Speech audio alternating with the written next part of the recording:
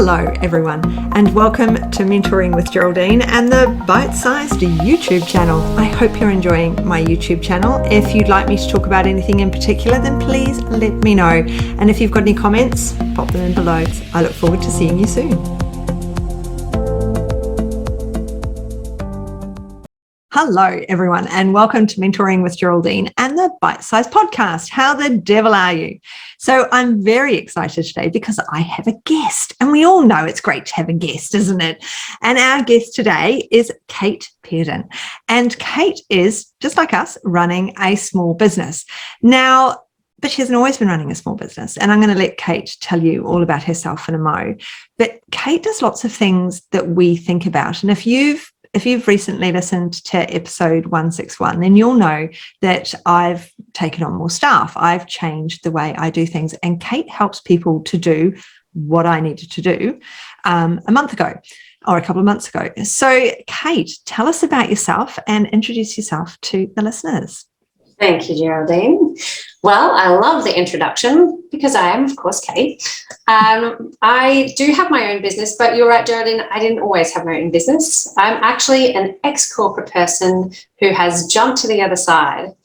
But I think my experience in the corporate world really helped me to how I run my business, because I run my business like a business as opposed to a person that has got a skill in an area and then added on a few things because it's grown. So my background in corporate, I used to be a HR director, so human resources director for an international construction engineering project management company. And I got to see sort of the inside out of how businesses work and a big influence on sort of the culture of how to make a place a great place to work. And through that process, I studied a lot of business, like I did an MBA, so a master's in business administration. Like, this is how business works. And I thought, if I understand business, then I'll be able to be a better contributor.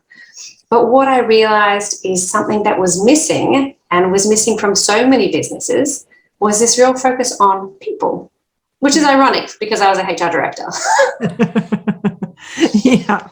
Yeah. So I got really curious and I went to study a master's in positive psychology in leadership, which is basically how can we become leaders of businesses in a way that is inspiring for other people. And there's a real science behind it, as opposed to us just having a bit of a guess. Yeah, absolutely. We do. I've done a lot of work in positive psychology as well, obviously seeing clients and all the rest of it. It's very different. And, we don't think naturally like that. We do, and then we don't, because we second guess ourselves as well. And so there's lots to learn within the positive psychology realm. But in saying that, if we don't want to do it, we can just employ somebody else, which is where this all comes from. Because if we wanted to employ, say, a VA or, I personally have a bookkeeper. Best thing I ever did in my life was to get a bookkeeper. My life has revolutionized at that point. And I reckon from that moment on, I was actually able to upskill in my business because I took the bit away that I hated. And boy, did I hate doing my books. I think my husband was thrilled as well because I made him help me do my books. And he's got nothing to do with accountancy. He knows, so he'd be like sitting there going, oh, this isn't fun. So I'd be like, you have to help. I can't cope. So when we're thinking, you've got this background in HR and positive psychology, you've got an MBA. So when did you decide, though, to segue a bit, when did you decide to start your own business? What was that motivation to go, yeah, actually, I can do this better than working for this huge multinational that I'm currently working for? I actually got really curious on the idea that what I'm doing is working well within this business, but is it because they know me and I have this background and I've got credibility, and can this stand on its own 2 feet without that background and support? And I thought the only way I'm going to figure this out is if I go out on my own and actually let this work stand on its own, not because I'm the person that used to be the HR director. Yep. Yeah. And that's when it got interesting. Yeah. So, because, when is it that you decide you need to hire I mean, Marie's bookkeeping, she literally phoned me 3 times and said, you need to hire me. And I didn't know her from a bar of soap. She didn't know me. She just, I don't know what it was. And I was like, okay, I'll do it. And I definitely should have decided to have got a bookkeeper probably 3-4 years prior to that. So when is it we spot that we need to expand that team, that we need to make changes? So are there little giveaways for other people? Because there were giveaways for me for years prior to doing it. What I love for you, Geraldine, is you had worked out that is not an area that is your, what we call zone of genius. Oh, yeah. That is something that you hate, and it is a waste of your time. It's like this idea of opportunity cost. The time you are spending there means you're choosing to not spend it somewhere else in an area that you're great at. Yeah. And so these are the signs. Often people say, well, who do I need to hire first? I need to hire a VA, or I need to hire this or hire that. And I say, well, think about it. Let's flip it the other way around. Think about, what is it that you love to do? What are you really good at? What would be your ideal day and your ideal week? And then work out what is missing. Because I guarantee your ideal day or your ideal week, there was not bookkeeping on there. Oh, there was not bookkeeping on there. No. I had many people talk to me about, why don't you just do it every Tuesday so that you get a little bit done, and then you don't have this big hassle at the end. No, I couldn't even do the little bit on a Tuesday. Although that's true, they're solving the wrong problem. Yeah. Right? Yeah, totally. It's not that you couldn't find time to do it. It was a desire. Yeah. Yeah. I would definitely rather do anything else, I don't know, watch paint dry, than actually do my books. Mm-hmm. So, and now that it's so much easier as well, when I started, I was putting all my receipts and everything else in envelopes and posting them to her. And now it's just an app, and I take a photo, a screenshot. It's just, I'm like, and literally every time I take a screenshot, I'm like, thank God I don't have to do this myself. Woohoo. And I'll do 3 screenshots a day sometimes. You're sitting there paying bills, and I'm just like, yeah, I'm happy to pay the bill. No worries at all. I pay my bills immediately. I never let any bill wait, because I think, well, everybody's like me. We're all small businesses. Yeah. Why should they be waiting for their money? But I also think, what if I forget? What if I forget to pay it because I'm so lousy at this? So you've got this system process. Yeah. And then I can just send it to her. I'm like, it's gone. It's such a relief. It's so nice. So I found my zone of genius was definitely not bookkeeping. Yes. And off I went and got myself a bookkeeper. And I've now had a VA for 4 years. And there was a real struggle to start with. Like, what was I going to get her to do? And how do we go about that sort of, my zone of genius? I'd got rid of the disaster zone, which was bookkeeping. Yes. Everything else I could do, Yeah. So where do we go from there? What's the next step for the other tasks? When I know I'm overwhelmed, I've got a lot on my plate, how do I figure out where do I go next? There is, if you think about the things, your skill level at something, and also think about how much you enjoy it. Yep. So, and if you plot this on like a 2x2, so along the bottom you've got skill, and along the other axis you've got enjoyment, and work out all the different tasks, whether this is writing down what you do in a week, and then you plot them on this 2x2. And this is like the window into how you should delegate. Wow. Because you want to start with the things that you are terrible at and you dislike. Yep. They are the things that you should first of all go for, either outsourcing, putting on a team. And Geraldine and I were talking before, like, your clients don't know or care how you pay someone. If they're a contractor or an employee, they don't care. They're still your team. Yeah. Treat them like your team. Yeah, totally. I mean, I couldn't work without the people that are in my team. And as we talked about before, just before we came on, I've got my bookkeeper, I've got Andrea, my VA, and then I've got Ella, who's doing all my podcasting and all of this background stuff. So I've got these 3 people that I'm in contact with quite regularly, although, actually I don't speak to my bookkeeper at all. It's all done via internet. Possibly speak to her once a year. But, these are, the team that I see on a regular basis, that we work together, I pay them.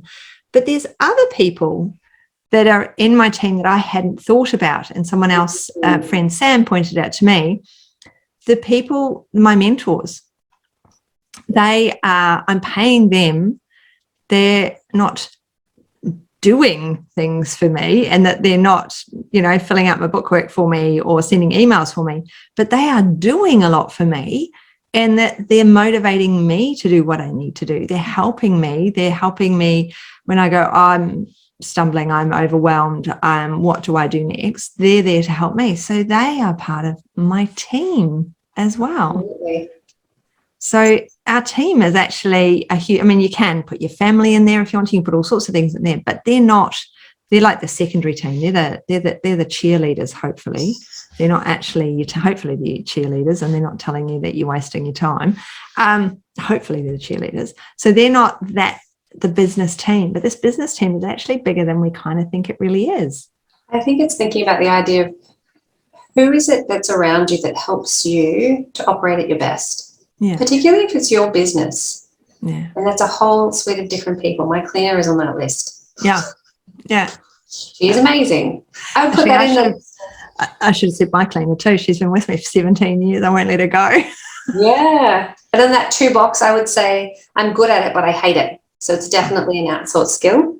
Yeah. Copywriting, I'm a good copywriter. I can write great copy, but I hate it. And so I've outsourced that.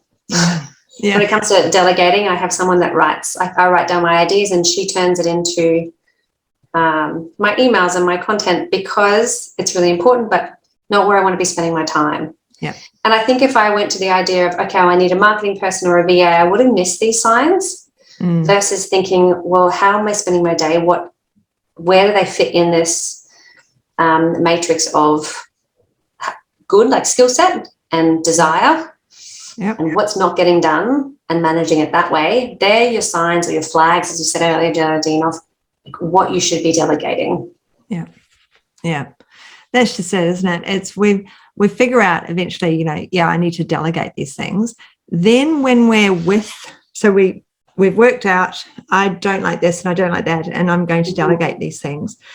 Then when it comes to employing that person, how do we kind of go, what's sort of the next step? I've got this idea that I hate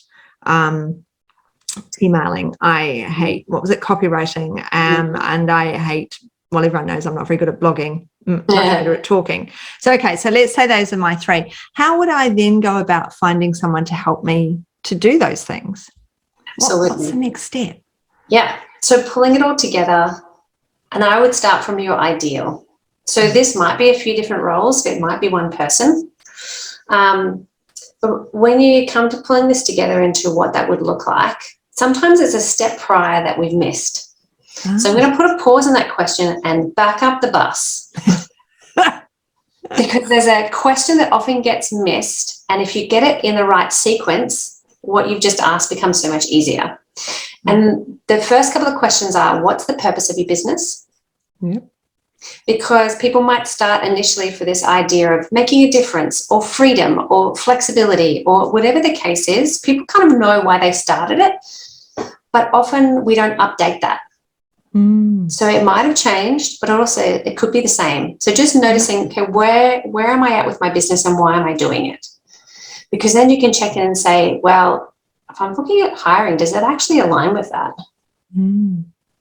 Yeah. If it's all about freedom and flexibility, maybe having a massive team is not going to get you there, but maybe it will, because it's a new structure. So like deciding your purpose of your business is one thing to ask, and then to have a look at, what does that ideal structure look like? So is it you as a solo person and maybe a few different contracting people to make it all run smoothly? Is it you? The second business model is a hero business model, which is that you're the face of it. Right. But you have other people working to make sure that that all happens. So you might see clients face to face, or you might have courses. You might be the face of the podcast, whatever the case is, but then you have a team that really support you to be the hero face of that business. When you hire someone, it's very different if you've got those 2 businesses. Yeah. So type of business, agency. Yeah.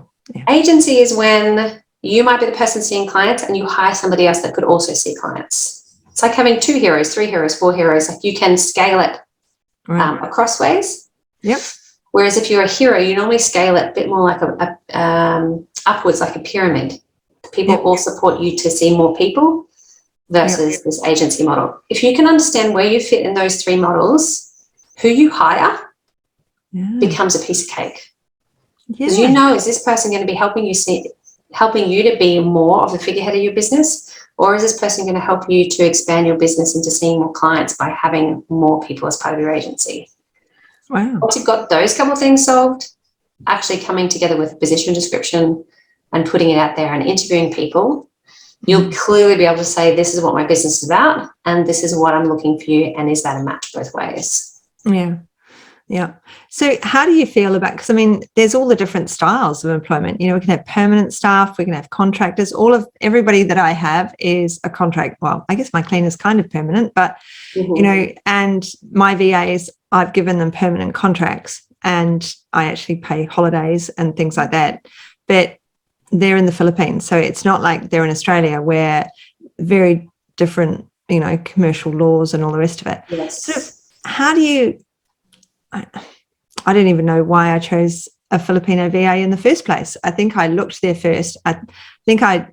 From memory, I saw Andrea, the picture of her, and then I didn't look at anyone else. I looked at hundreds of people. I saw her, and I decided in my head that I wanted her to work for me. So I kind of did it all the wrong way around. And then interviewed her and thought, oh, yeah, actually, she's great. This is going to work fine. And she's worked for me for 4 years. So it wasn't as specific as employing Ella, who is, well, I need a podcast person. They need to be able to do that. These are all these specific tasks they need to be able to achieve. So a very different employment experience with both of them. It's, you know, when I think about it now, I hadn't really thought about the differences in what I'd done. Very different. So obviously I'm not the model person for people to emulate when they employ others.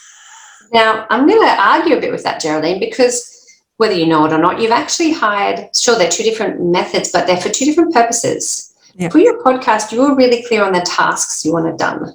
They had to tick off those tasks. For your VA, if I understand correctly, it's more about the type of person, and are they going to be the person that can see what needs to get done, be proactive, and how they go about it was actually more important than the tasks, because you could teach the tasks. So how you interview those two are quite different. You're hiring a person versus a person that could do tasks versus tasks that are done by a person. Oh no, that's been nice, confusing or. No, I mean, that sounds about right, because I was just like, part of the interview with Andrew was like, well, I'm going to forget to do things. I need you to remember to do things. Are you going to be proactive and make sure these things are done? Because I'm going to wander off on a tangent. You know, I've been struggling to put out the email. I've been like, no, I'm going to put out the email because, you know, it's supposed to be from me. And then ultimately it was like, yes, it is from me. Those will be my words in it.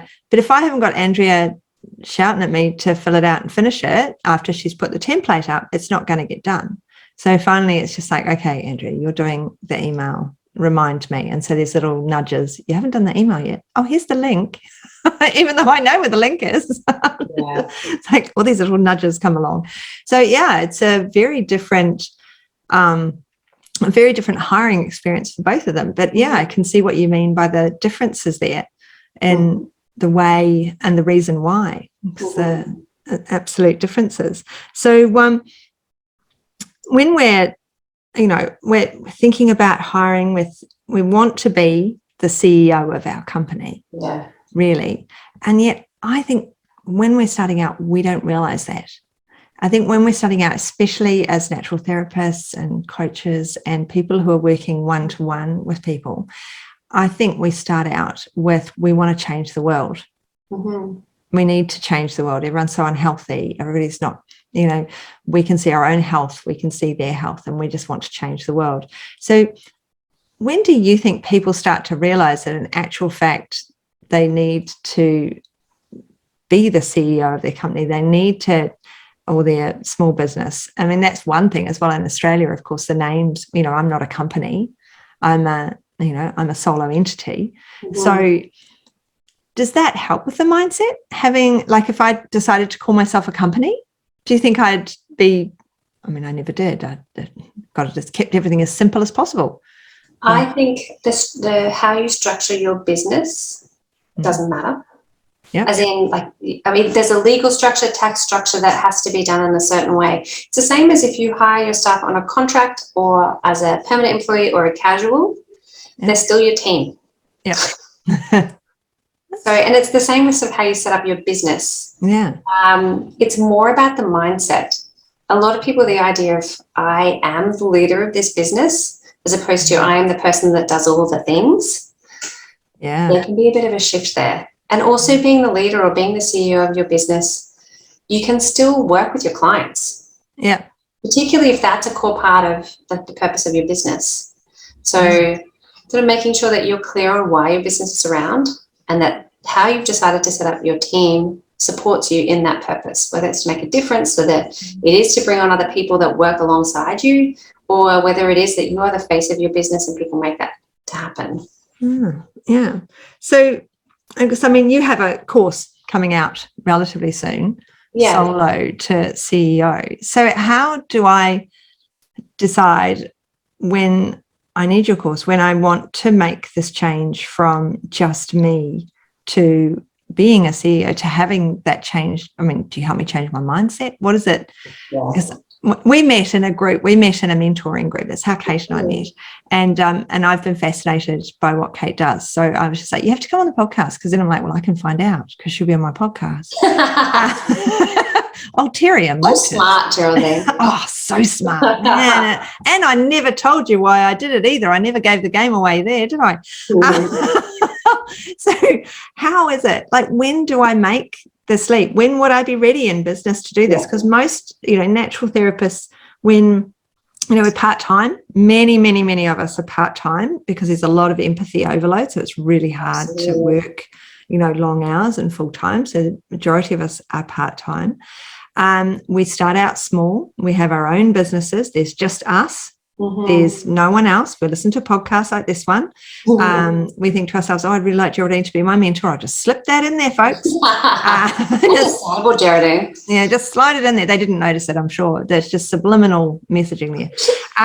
So that, then they have to make this jump. When do you think this jump sort of happens? What are there some triggers, or what do you?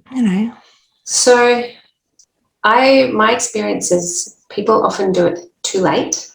And it's an interesting mix of assumptions and fear. Yeah. There is a mini course of mine that's absolutely free that people can actually go through the process to work out, is it time for them to expand? Is it time for you to hire? And it takes you through some of the questions that we spoke about. So understanding the purpose of your business, how do you want your business to be? Which one of these three structures is it? Like, do you want to be a solo? Do you want to be this hero model or the agency model? And then, okay, if that's the case, what is it that you love to do and where are the gaps? And then you can start to have a look, okay, these are the people that I would have, or these are the skills that I would need to add in. And then have a look at hiring after that. Yeah. So it's really setting up that foundation, because so many people that I talk to just go into I just need to hire someone, or I'm really busy, so I need to hire someone. Whereas I say, take a step back. Why are you in business? Maybe hiring someone is not what you're supposed to do here. Or maybe you're hiring someone to see your clients, or maybe you're hiring someone to do all the back of office stuff so you can see more clients. Let's get clear on that. Yeah. Once you're clear on that, then it's a lot more easy, or it is easier to sort of step into this idea of CEO if that's a direction you want to go. Yeah. So I'd say if you are, the program Solo to CEO is about helping you to set up your dream team, how to have the mindset of a CEO, how to delegate in a way that doesn't feel icky. Same with how to have the difficult conversations with your team and setting expectations in a way that doesn't feel like you dread having awkward conversations. When you should meet with your team and how to create that culture. But the thing you need to decide first is this actually what I want, or somehow along the way, expectations or momentum or is that I've got here? So making that conscious choice is really important first. Yeah. What really resonates with what you said is people leave it too late to look at these things. Because, I mean, I left it for years and years and years. And I know, like, I kick myself all the time that I didn't get a bookkeeper 4 years sooner than I actually did, 5 years sooner than I actually did. When I was very small, and when Eve was a baby and then a toddler, I didn't need a bookkeeper then, because I was seeing, a couple of people a week sort of thing. But as soon as she was at kindy, then I was hitting 4 to 5 people a week. There were a lot more bills coming in. There was a lot more to do.